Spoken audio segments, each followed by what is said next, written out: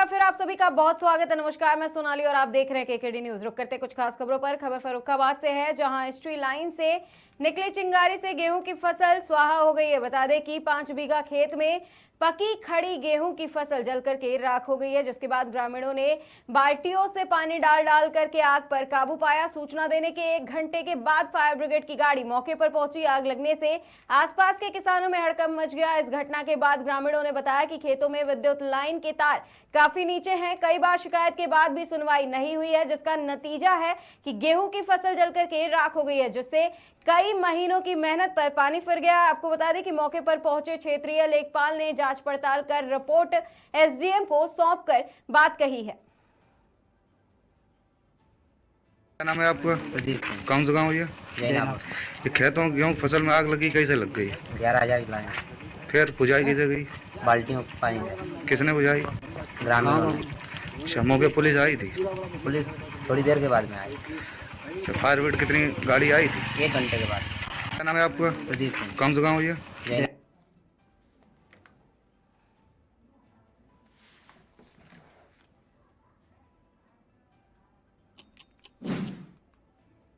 खबर लखनऊ से है, जहां 4 पहिया वाहन 2 चालू हालात में मोटरसाइकिल व 2 कटी हुई मोटरसाइकिल के साथ 6 अभियुक्तों को चिनहट पुलिस ने गिरफ्तार किया है। बता दें, थाना चिनहट पुलिस टीम से एसआई प्रमोद कुमार सिंह व हमराही के द्वारा वाहन चोरी करने वाले 6 अभियुक्तों को नेड़ा मोड़ तिराहे के पास से गिरफ्तार किया गया है। पुलिस द्वारा पूछताछ पर अभियुक्तों ने बताया है कि वे लोग बाजार व सड़क के किनारे खड़े 4 2 पहिया वाहनों को विभिन्न प्रकार के चाबियों से आसानी से चालू कर लेते थे तथा मौका पा करके उसे चुरा लेते थे, जिसके बाद भिन्न भिन्न स्थानों पर ले जाकर चलते फिरते लोगों को सस्ते दामों में बेच देते थे।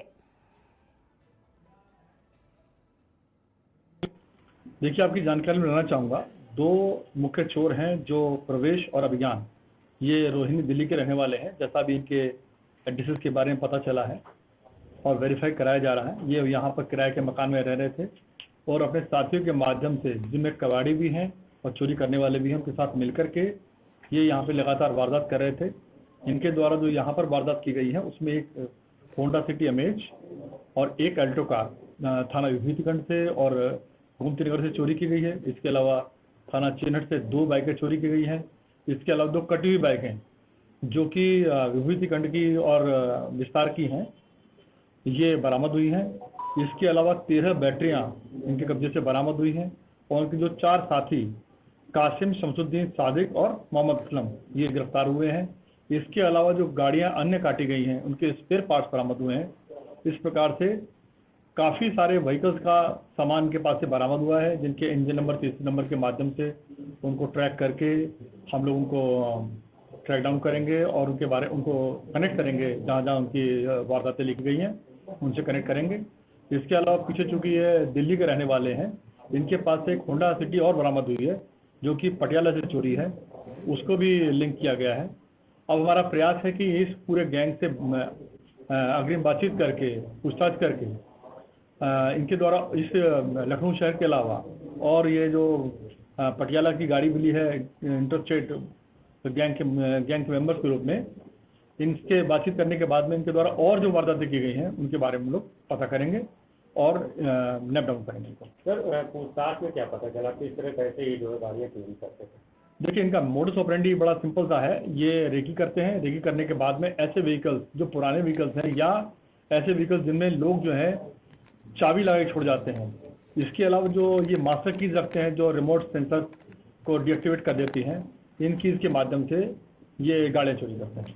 तो किन राज्य और किन जिलों में ये सक्रिय रहे, क्या जानकारी मिल पाई है? देखिए, अभी जो जानकारी है उसके हिसाब से ये लखनऊ और इसके अलावा पंजाब और दिल्ली 3 जगह सक्रिय हैं।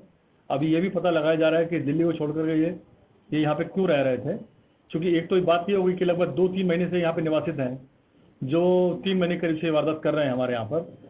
लेकिन उसके पहले रोहिणी में इन्होंने क्या वारदात करी है दिल्ली में रहते हुए, ये हम वेरीफाई कर रहे हैं। सर, कुछ बताया तो कितनी वारदातें की हैं? इसके अलावा ये गाड़ियाँ बेचते कैसे थे, वो कितना अमाउंट में, क्या है कुछ बताया तो? जो इनका गाड़ियाँ बेचने का जो तरीका है वो थोड़ा डिफरेंट है। ये कबाड़ियों के साथ इनके संबंध हैं, जो गिरफ्तार किए गए उनमें कुछ कबाड़ी भी हैं। ये उनको स्पेयर पार्ट्स में ब्रेकअप करके उनके स्पेयर पार्ट के माध्यम से उनको बेचते हैं। पूरी गाड़ियां नहीं बेचते, उनके स्पेयर पार्ट बेचते हैं। सर आपराधिक इतिहास क्या है उनका? आपराधिक इतिहास 4 मुकदमे तो हमारे यहीं पे दर्ज हैं, इसके अलावा पटियाला में दर्ज है इनके मुकदमा, और बाकी केस के बारे में जानकारी कर रहा हूँ। इनके साथ और भी लोग हैं कि खाली 6 ही लोग हैं? जो अभी तक की जानकारी है उसके हिसाब से 6 लोग हैं, और ये काफ़ी बड़ा गैंग है। जो रिकवरी है आप उसको देखकर के आपको अंदाजा लग जाएगा, काफ़ी बड़ा गैंग है। यहाँ ये किराए पे रहते हैं, क्या इनका वेरिफिकेशन कराया गया था? जी हाँ, ये इम्पोर्टेंट बात है। हम लोगों ने अभी हम लोगों ने जो है किराएदारों के वेरिफिकेशन के लिए अभियान चलाया हुआ है, और सर्वेंट्स के वेरिफिकेशन के लिए अभियान चलाया हुआ है। लगातार अभियान चलाया जा रहा है। जो ये जहाँ पर लोग रह रहे हैं वो सबर्ब इलाका है, एक गांव का इलाका है जहाँ पर रह रहे हैं, आवासित हैं। तो अभियान के दरमियान पूछताछ की जा रही है कि किस प्रकार से इन लोगों ने जो है इनको बिना वेरिफिकेशन के अपने यहाँ पे रखा है। इस पर हम लोग कार्रवाई कर रहे हैं। देखिए, आपकी जानकारी में लेना चाहूँगा, 2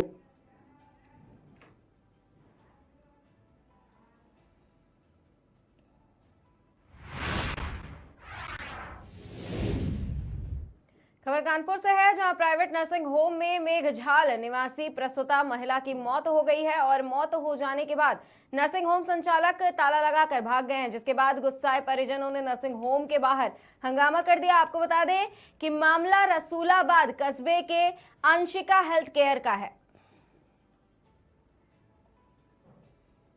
क्या नाम है भैया? मेरा नाम आनंद कुमार है। मैं ग्राम मेघजाल का रहने वाला हूँ। मैं अपनी पत्नी को डिलीवरी के लिए सरकारी अस्पताल लेके आया था। वहाँ पे अंशिका के किसी एक मेंबर ने मेरे को ले आकर और यहाँ एडमिट करवाया। अंशिका में एडमिट होने के बाद जब मैंने पूछा आपके बस की है कि यहाँ हम करा देंगे डिलीवरी, और कुछ देर बाद वो धीरे धीरे करते करते शाम के 4 बजे डिलीवरी कराई, और मरीज ने दम तोड़ दिया यहीं पे, और जबरदस्ती उठा के इनको कानपुर पटक दिया जाके। कानपुर किस अस्पताल में ले गए? नीलम में ले जाके उसके बाद में सरकारी हॉस्पिटल में एडमिट करा दिया। तो जो नीलम में ले गए वहाँ पे क्या बताया? नीलम में ले गए, नीलम में बाहर देखते ही उसने बोल दिया मरीज मर चुका है, मैं नहीं छूऊंगा इसको। वहाँ जाते ही 50,000 मेरे से मांगे गए। कितना रुपए ले लिया अब तक? अभी तक यहाँ तक 15,000 जमा करा लिया था, और फाइल भी नहीं दी मेरे को। क्या नाम है भैया? मेरा नाम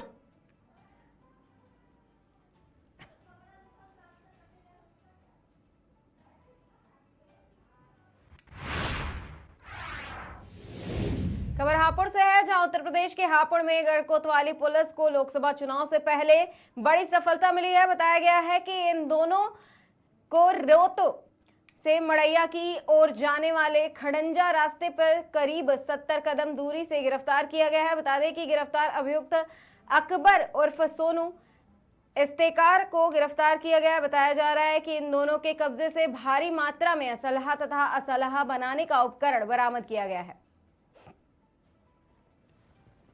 आगामी लोकसभा चुनाव के दृष्टिगत श्रीमान पुलिस अधीक्षक महोदय के निर्देशन में थाना गढ़ कोतवाली पुलिस ने मुखबिर की सूचना पर 2 शातिर अभियुक्तों को आज सुबह गिरफ्तार किया है रेतों की मढ़ैया से, और इनके नाम है अकबर उर्फ सोनी। ये राधना किठोर का है, इस पर लगभग आधा दर्जन मुकदमे भी हैं, और ये बुलंदशहर देहात की कोतवाली से वांटेड भी है। और इस्तेकार पुत्र इंतजार, ये भी राधना किठोर का ही है, इस पे 3 मुकदमे हैं। इन दोनों को गिरफ्तार किया है, और इनकी निशानदेही पर इनके कब्जे से बहुत बड़ी बरामदगी हुई है असलहों की, जो कि इस प्रकार हैं कि 2 अदद पिस्टल 32 बोर का मैगजीन बरामद हुआ है, 4 तमंचे 12 बोर के बरामद हुए हैं, 7 अदद तमंचे 315 बोर के बरामद हुए हैं, और 30 अदबने तमंचे 315 बोर के बरामद हुए हैं। साथ ही कई अदबने पार्ट्स भी हैं, और असलहा बनाने के जितने भी उपकरण हैं वो सभी इनके कब्जे से हमें बरामद हुए हैं। इस संबंध में मुकदमा पंजीकृत करा दिया गया है थाना हाजा पर, और आवश्यक वैधानिक कार्रवाई प्रचलित है। क्या ये चुनाव में भी काम आ सकते थे जो असले बने हैं? देखिए, अवैध असलहे किसी भी प्रकार के क्राइम के लिए जिम्मेदार होते हैं। ये आगामी चुनाव हो या ऐसे भी भयमुक्त समाज बनाने के लिए इन असलहों का खुले में रहना उचित नहीं है। अतः जैसे ये अपराधी है पहले पूर्व में भी जेल गए हैं, तो इन पर अग्रिम भी कोई कार्रवाई होगी? जी बिल्कुल, इसलिए मुकदमा सुसंगत धाराओं में पंजीकृत कर लिया गया है, और जो भी कार्रवाई इस पर बनती है आवश्यक वैधानिक जो भी होगा सब किया जाएगा। आगामी लोकसभा चुनाव के दृष्टिगत